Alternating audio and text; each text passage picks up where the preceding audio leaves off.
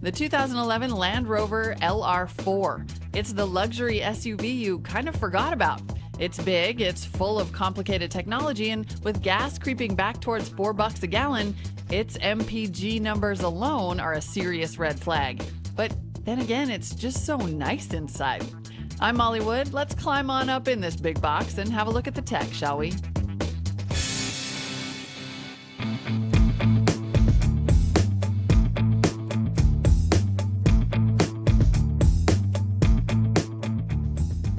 The LR4 is the new version of the LR3. It's not a whole separate model.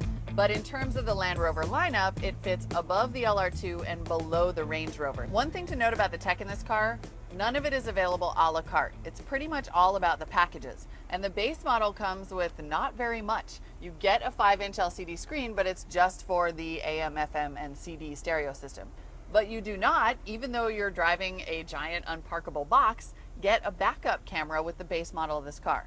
For that, you're going to have to upgrade to the HSE package. That adds $4,250 to the price of the car. That will give you the backup camera. You also then get the hard drive-based GPS navigation, satellite radio, and HD radio, plus an iPod connector and third-row climate controls. The HSE Lux package adds another $4,915 over the HSE package. You're almost 10 grand over base if you're playing along at home. That gives you a 480 watt 14 speaker system, pretty good. A really nice passive keyless entry smart key here, although this key is big and it weighs a lot. And then you get my favorite feature, the mini fridge in the center console here. Look at that. Although here's the thing, you're supposed to use it with this tray on to keep all the cold air in. And if you do that, it's not tall enough for even a bottle of water. It basically only fits like sippy cups, string cheese, and maybe cans of beer, I guess. Party car. From there, it's just another short $1,800 hop to the Vision package that has a tow assist feature consisting of a surround view camera.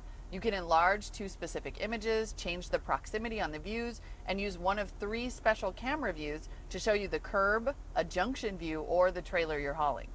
Now, a couple notes on some of this tech. The nav interface is not my favorite. It is a responsive touchscreen and the navigation is pretty fast, but I am not a fan of nav systems that make you enter a destination and then choose a destination menu item to choose the right destination and then start guidance.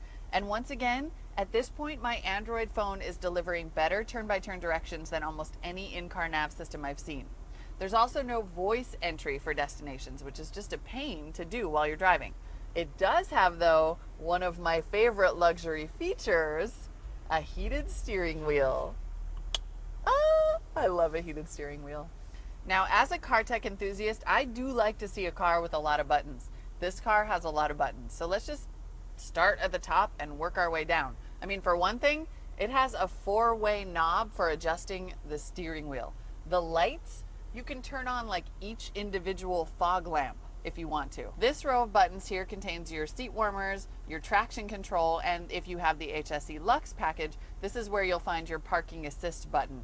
This is the one where you will actually get alerts if you're about to mow down the Smart 4.2 that's parked in front of you. It will be totally invisible to you, I promise. The transmission on the LR4 is a pretty basic 6-speed automatic. It does have, though, in this left-hand position, sport mode, which does add a noticeable amount of fun, and manual mode. Now, the transmission modes that I mentioned are here. So you have your normal here, grass, gravel, and snow for slippery conditions, mud ruts, sand, and then finally rock crawl. The LR4 also has an air suspension, so these buttons here control the height of the vehicle. You have a little over 4 inches to play with, so the up button will raise it up 2.2 inches if you need a little more ground clearance. The middle line here is normal, and then you can actually lower the car by 2 inches, basically to make it easier to get in and out and to load cargo, and you will notice the difference. Now, if you hold down the down arrow button and the lock comes on, you've locked the vehicle in its lowered position. It's called crawl, and it lets you move forward with the car lowered 2 inches at a very slow speed. Basically, it's good if you need to creep under a low clearance sign or into your garage. I'm just saying, it's a really tall car. Then to the right of your hill descent control button, you have your transfer gearbox control. This is just your basic high-low controls. This is your normal driving situation, and this is when you need a little extra torque because you're driving up the side of Mount Everest, as you do. One cool thing to note about the traction control settings, when you're adjusting them, if you hit this 4x4 info button here, it will actually give you a visual indicator of what's happening. So if I switch over to my grass, gravel, and snow mode, you can see I've actually locked my differentials, so I'm not going to be sliding around a lot. This is pretty cool. New for the LR4 is this 5.0 liter direct injection V8. It delivers 375 horsepower and 375 foot-pounds of torque.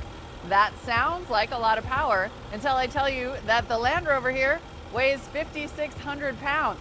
It does 0 to 60 in 7.5 seconds, and the gas mileage is a laughable 12.17. In fact, in a weekend's worth of driving, including a lot of highway time, I averaged 12.6 miles per gallon. No wonder all those Prius people were giving me such dirty looks. In fact, the CO2 rating is a 5 and the greenhouse rating is a 1. If you buy this car, you're telling the world that you really do not care. Although, hey, thanks to the all-wheel drive, the terrain controls, and the hill descent control, you should have no problem handling the freak snowstorms that are ravaging your state.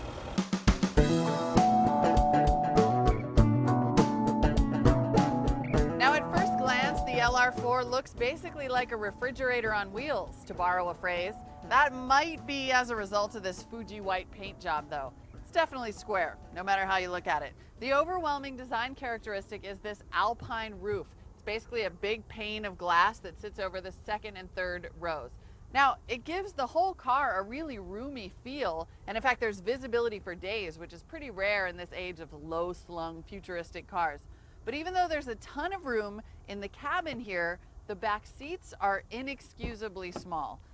That's just not fun to get in and out of. And I know it's to make room for the third row seats, but the third row seats are even more useless.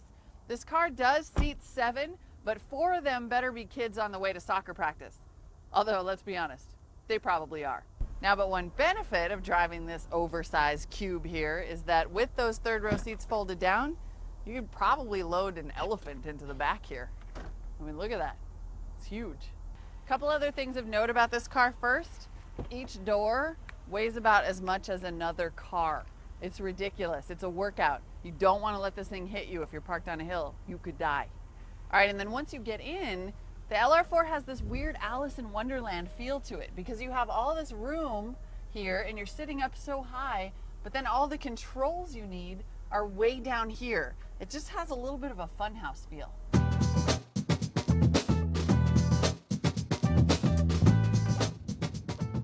The drive is the best thing about this car.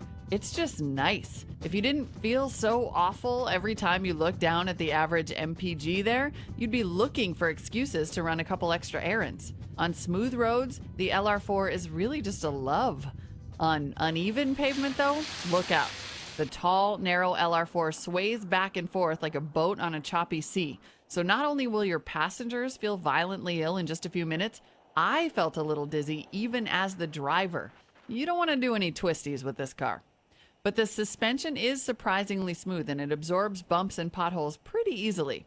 And as for you, you'll never feel more pampered. Between the heated seats, the heated steering wheel, the butter soft leather, the lumbar support, the 8-way adjustable seats, it is, all in all, a very comfortable car.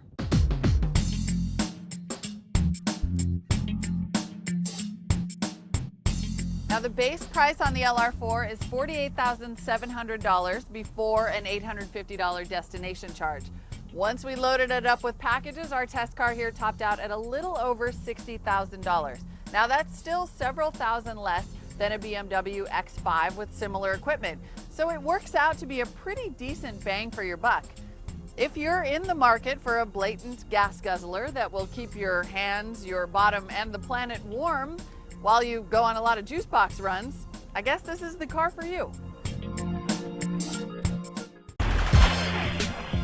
What's up, Brian Tong here, and if you want the scoop for all the good and bad inside the Apple world, then the only thing you should be watching is CNET's Apple Bite. I'll give you the latest news, rumors, tips, apps of the week, and even call out the bad apples. So watch it all at cnet.com/applebite, and I'll see you there.